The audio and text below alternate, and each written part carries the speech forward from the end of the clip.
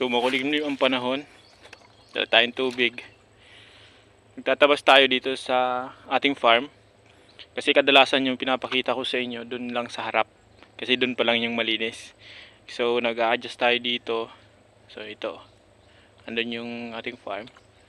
Then bigla kong nakita yung baka. Sabi ko, andito naman yung may anak. Tapos meron na ditong tumatakbong maliit na baka.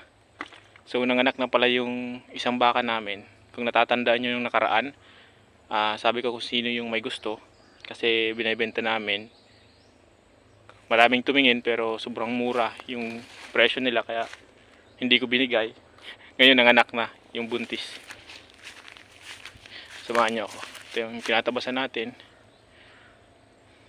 Ayan yung ating video, okay. Samahan nyo ako guys. Parang uulan. Ito.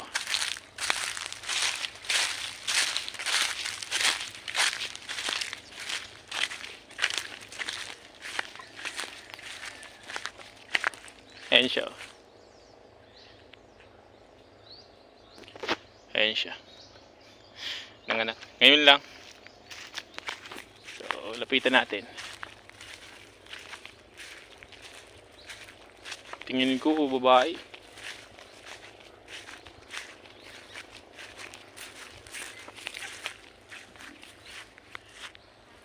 Okay, so mayroon pa nga nakalawit sa puwet niya. Malaki rin. Ito kasing aming baka native. Pero yung tatay niyan, nitong anak, malaking baka na eh. Hindi ko alam kung puro pa silang yung tinatawag nilang Brahman ba yun, or lahi na lang. Pero malaki kasi. Ayan. Malaki rin yung anak.